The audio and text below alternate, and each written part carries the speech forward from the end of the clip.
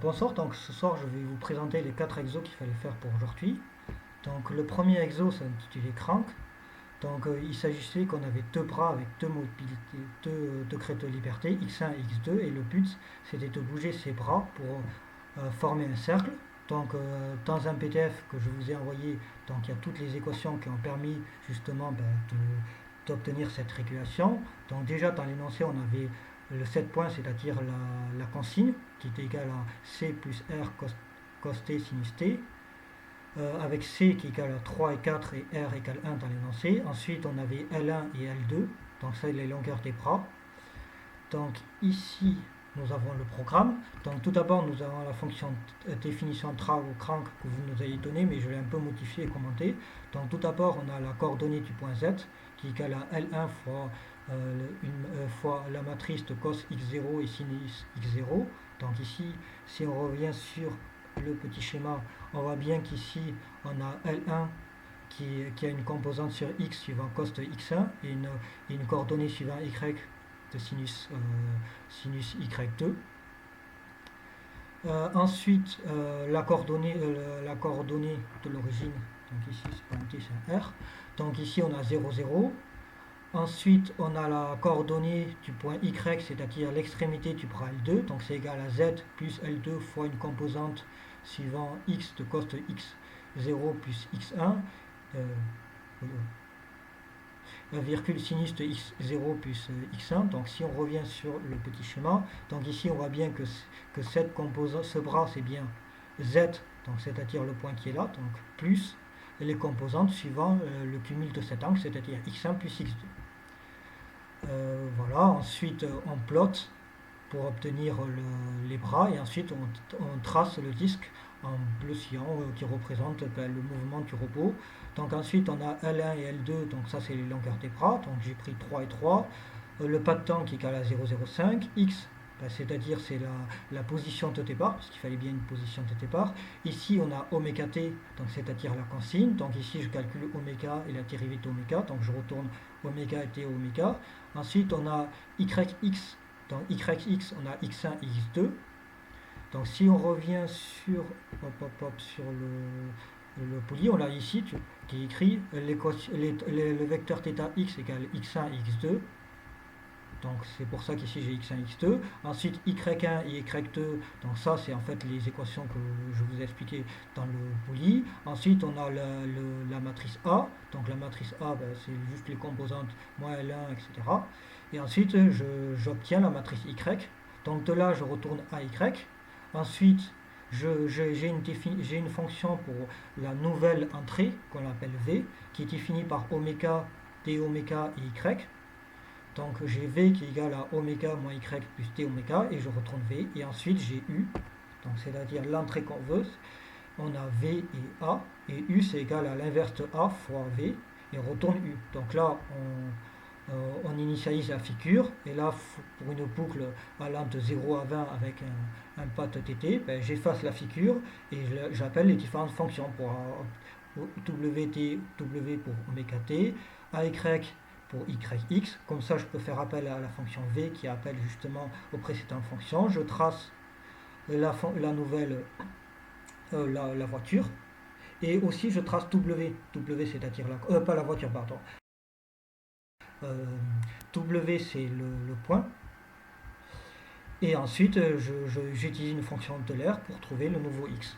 Donc maintenant si je lance la simulation, je fais CT, donc le nom du répertoire, donc bureau, Insta Bretagne, guidage, TT1, exo 1. Donc là je fais CTRL C, je surveille le temps parce qu'il ne faut pas non plus que ça fasse trop lent. CTRL V.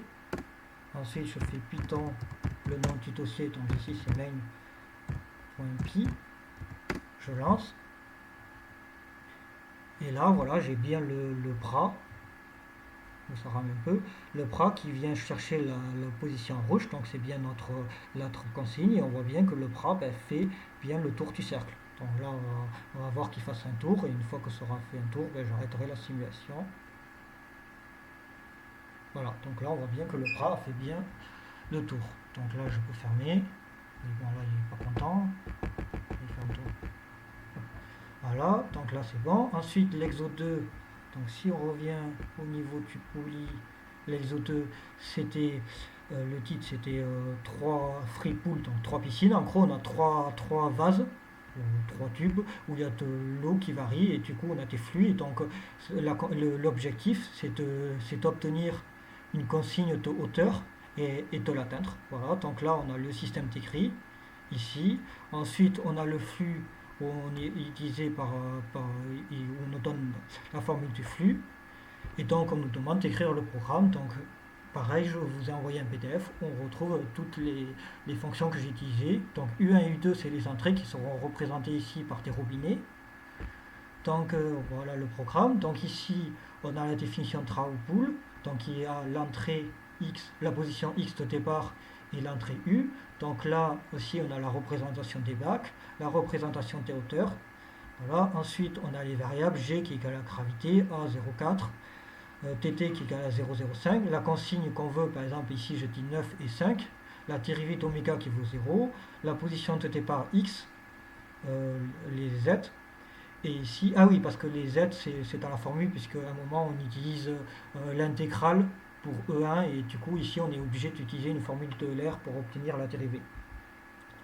Voilà, ensuite ici on a alpha H, donc ça c'est la formule pour obtenir le flux.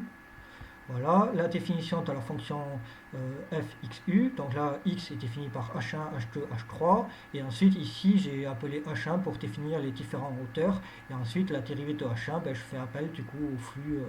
Voilà. Bon, tout ça a été démontré dans le PDF que je vous ai envoyé. Donc là on retourne la matrice. Ensuite ici on définit le vecteur, la fonction yx. Là on retrouve H1, H2, H3. Là on retrouve Y1, Y2 quand il correspond à H1, H3. Les dérivés Y1, Y2. La matrice B.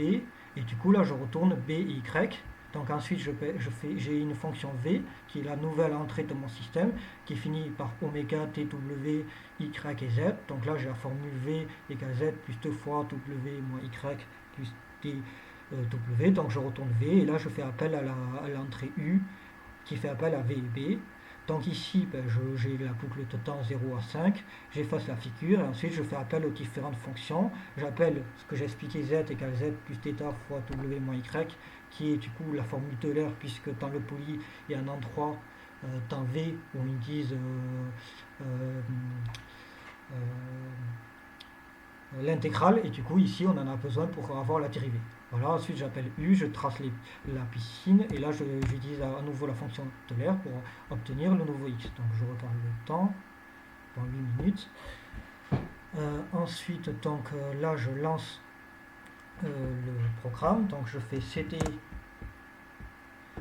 le répertoire exo 2, CTRL-C, CTRL-V. Là je rentre, je fais Python main.py. Donc là on voit bien que j'arrive bien ici à 9 et ici à environ 5. Donc là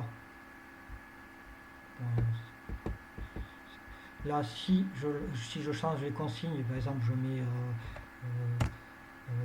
6 et 4 par exemple, j'enregistre, donc je relance le terminal, je vérifie le temps, c'est bon, hop hop hop, CD CTRL-V, Python main.py.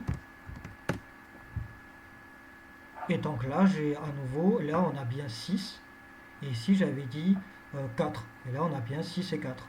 Voilà, on attend qu'il s'habille, voilà. Donc j'ai fini l'exercice pour la vidéo pour l'exercice 1 et 2, et je vais faire une autre vidéo pour l'exercice 3 et 4, parce que sur YouTube on peut déposer que des vidéos n'excédant pas 15 minutes, et là comme je suis à 10 minutes, comme ça je suis sûr qu'il n'y a aucun problème.